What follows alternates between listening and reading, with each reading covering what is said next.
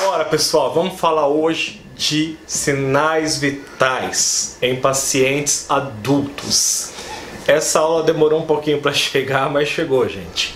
Tá? O pessoal pede muito, né? Então, existe um pedido enorme de aulas, de vídeos aí, mas vai chegar uma por uma de cada vez. A gente acaba que estamos sorteando aleatoriamente os temas que queremos falar, mas vai chegar. Fiquem em paz aí que um dia vai chegar. Então, beleza, vamos lá. Ó, antes de qualquer coisa, dá aquele like pra gente, se inscreve no canal e ativa o sino caso vocês venham gostar dos nossos vídeos.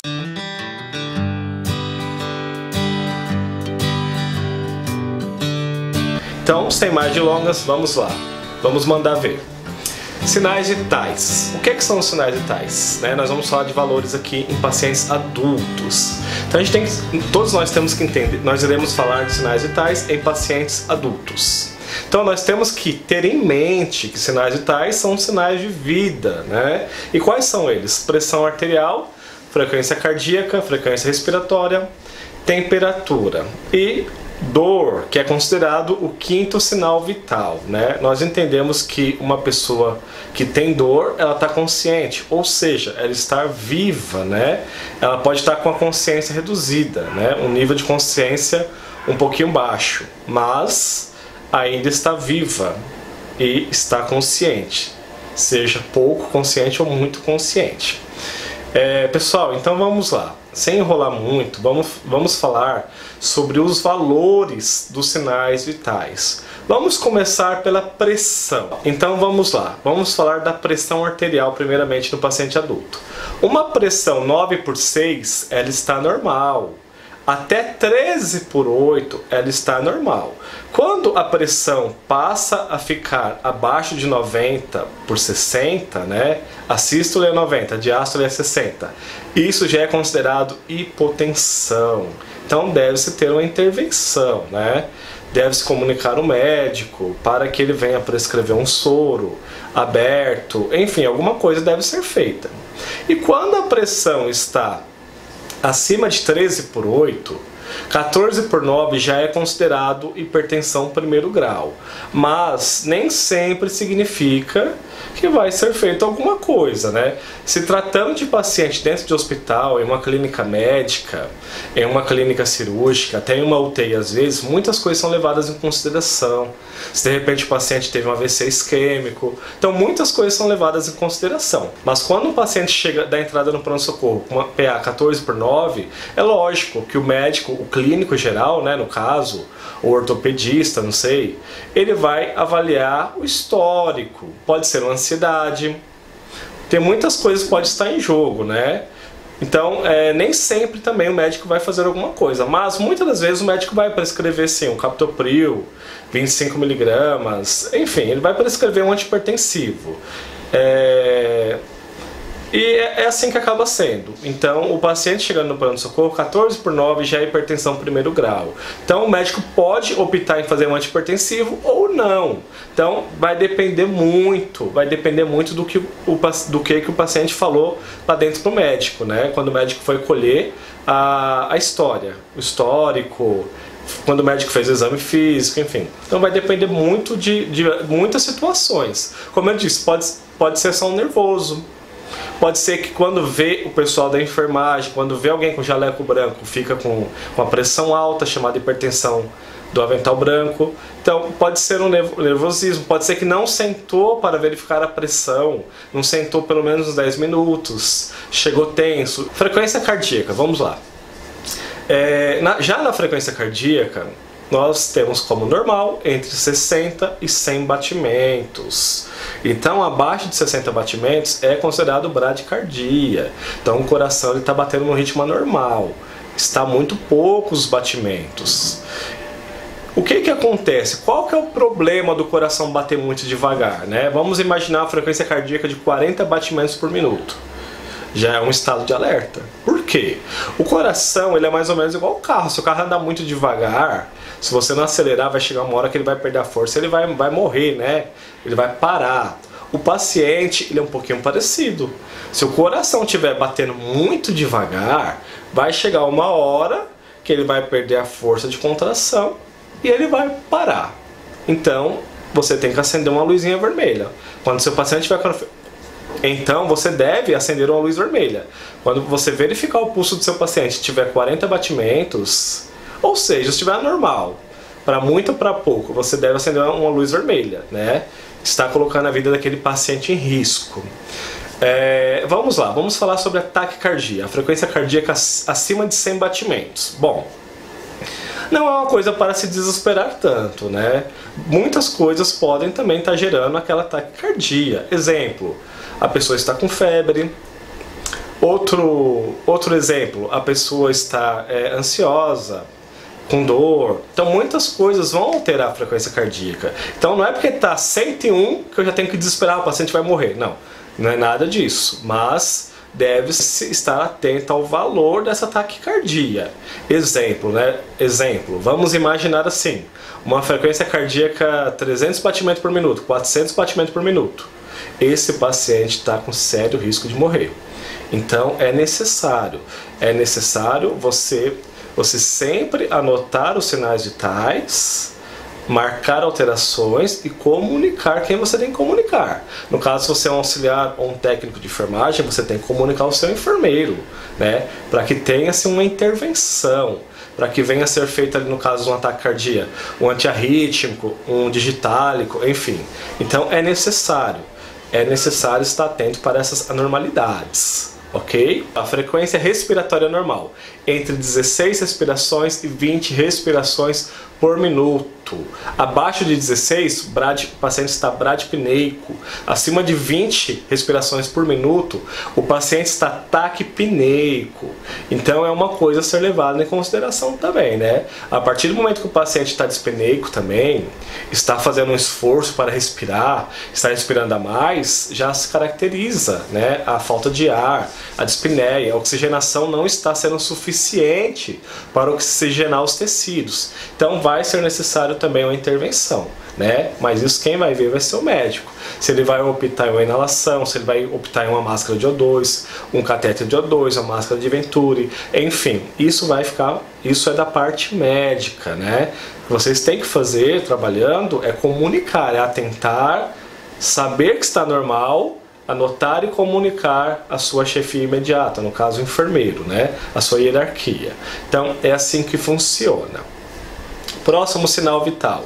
Agora nós vamos falar sobre a temperatura, né? A temperatura axilar. Vamos especificar a temperatura axilar aqui no caso. Bom, então a partir de 37,8 graus Celsius é caracterizado febre. Então o paciente está com a temperatura elevada, né? Então isso também, né, é uma alteração muito relevante. Então é necessário também ter a intervenção, seja administrar um antitérmico, um dipirona, um paracetamol, ou quem sabe até encaminhar o paciente para o banho. No caso, uma criança também pode ser encaminhada para um banho, para tentar abaixar essa temperatura. Então é alterado. A partir de 37,8 é alterado. E uma temperatura também abaixo de 35 graus, né, também já é considerado uma hipotermia. E também, né, um paciente com uma temperatura abaixo de 35 graus também já é caracterizado hipotermia. E qual que é o perigo da hipotermia, né? Vamos a um extremo, né, uma coisa que não vai acontecer no nosso caso aqui no Brasil. Mas vamos imaginar dessa maneira.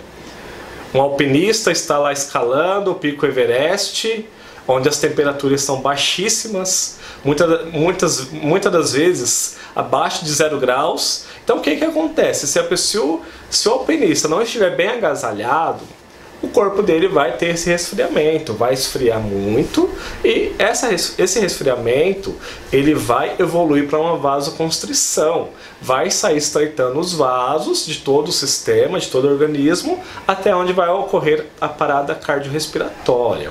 Então é muito importante, né?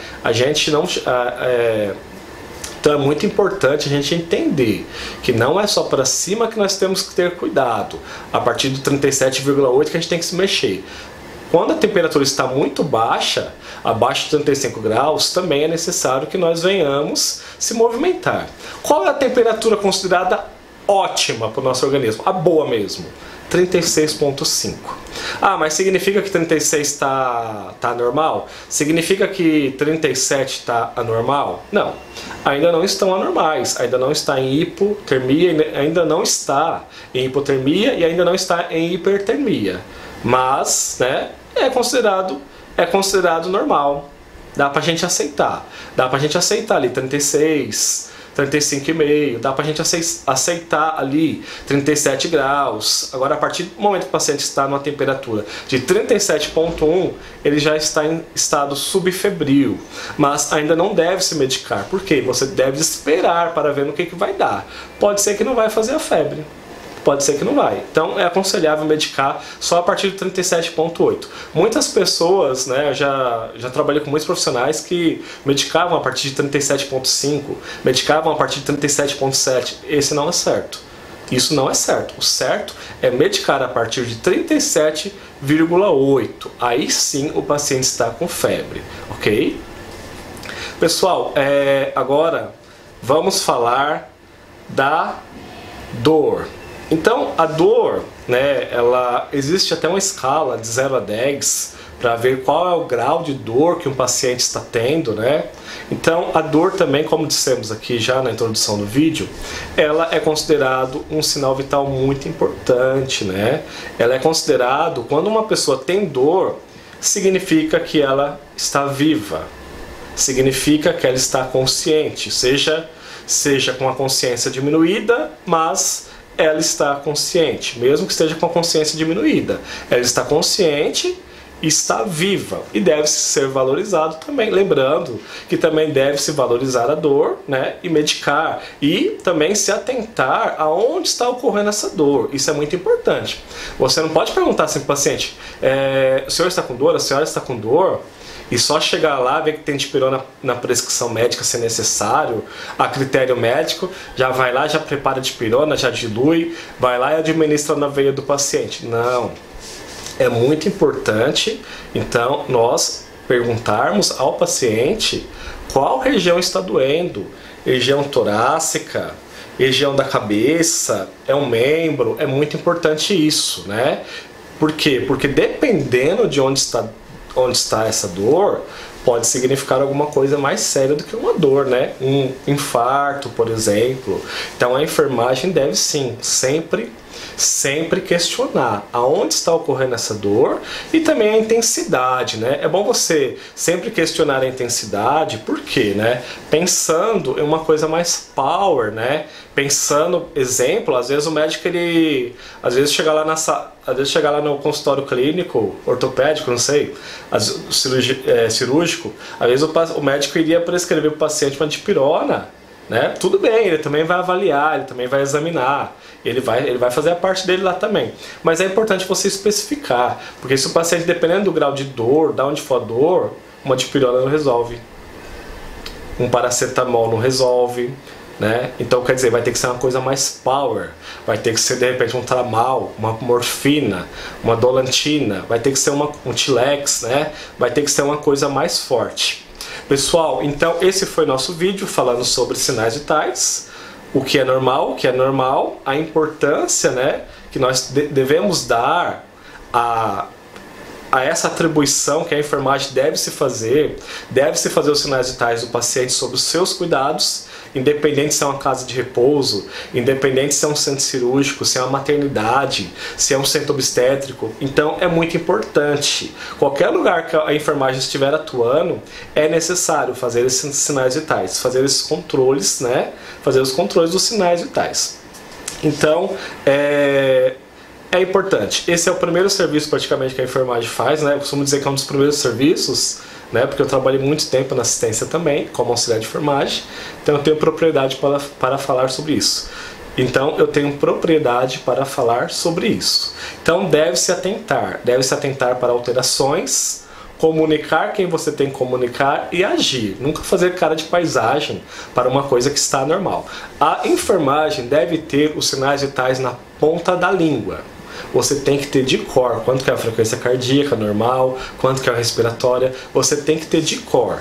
Eu sei que hoje em dia tem aplicativos, né? Mas você deve decorar, procure decorar. Esse é o beabá da profissão. Tudo na vida tem um beabá. E na enfermagem, o beabá da enfermagem são os sinais vitais. Pessoal, espero que vocês tenham gostado desse vídeo.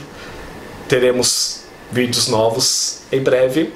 Continuem antenados no nosso canal, traremos novidades. E fiquem com Deus. Um abraço a todos e até o próximo vídeo.